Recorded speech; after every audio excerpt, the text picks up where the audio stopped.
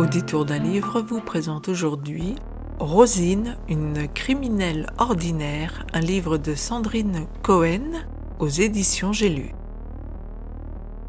Rosine Delceau est une femme, une compagne, une amie, une mère parfaite. Pourtant un jour, à l'heure du bain, elle noie ses deux filles.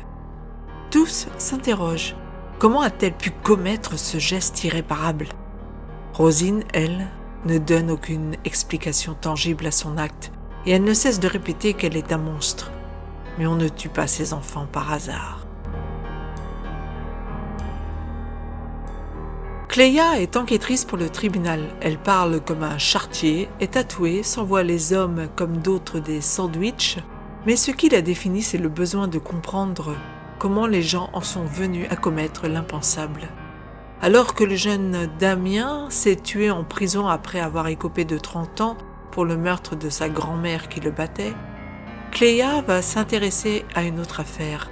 Cette affaire, c'est celle de Rosine, cette mère d'une trentaine d'années qui en est venue à tuer ses deux petites filles quand son petit ami âgé de 10 ans de moins lui a annoncé qu'il avait besoin de temps pour officialiser leur relation. C'est-à-dire qu'il avait besoin de temps pour savoir s'il voulait rester ou pas. Cléa se demande alors ce qui a fait disjoncter cette femme qui adorait ses filles. Comment en est-elle venue à les noyer dans leur bain ?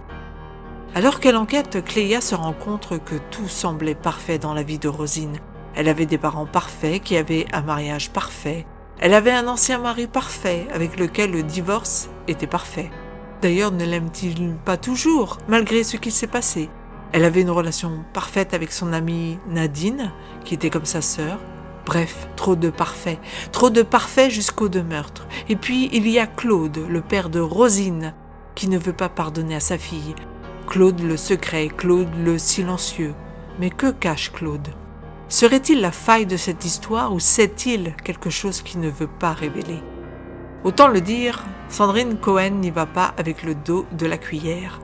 Elle raconte avec des termes crus tout ce que pensent ses personnages et les injures et les gros mots fusent, notamment dans la bouche de Cléa.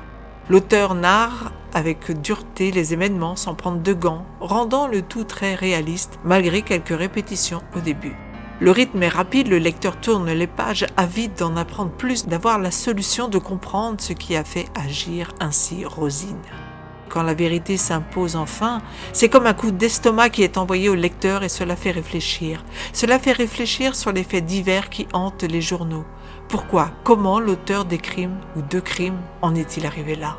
Si parfois le meurtre peut être gratuit, d'autres fois il n'est que le prolongement d'un traumatisme profond qui s'exprime par un phénomène de décompensation abrupte, impensable.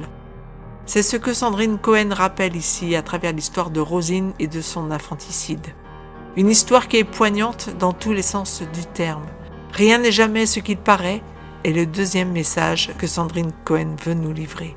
Un livre qui fait donc réfléchir et où la psychologie détient la première place, où rien n'est finalement simple, même quand le plus horrible arrive. Surtout, si je puis dire, quand le pire arrive. Sandrine Cohen ne nous emmène pas dans le pathos, ne cherche pas à excuser, mais seulement à comprendre, à exposer une contre-histoire. Une criminelle ordinaire est un livre addictif, dérangeant, qui remue et qui ne laissera pas indifférent le lecteur qui s'y plongera. Une belle découverte pour ma part que je recommande vivement. Pour une fois, un livre qui mérite amplement un prix. Ce grand prix, c'est celui de la littérature policière. Un livre auquel j'ai donné la note de 5 sur 5. Si vous avez aimé cette chronique, n'oubliez pas de mettre un pouce vers le haut, de vous abonner à la chaîne si ce n'est déjà fait, de donner votre avis vous-même sur le livre si vous l'avez lu, si vous comptez le lire. Et pour ma part, je vous dis à très bientôt pour une nouvelle histoire sur le site audétourdunlivre.com.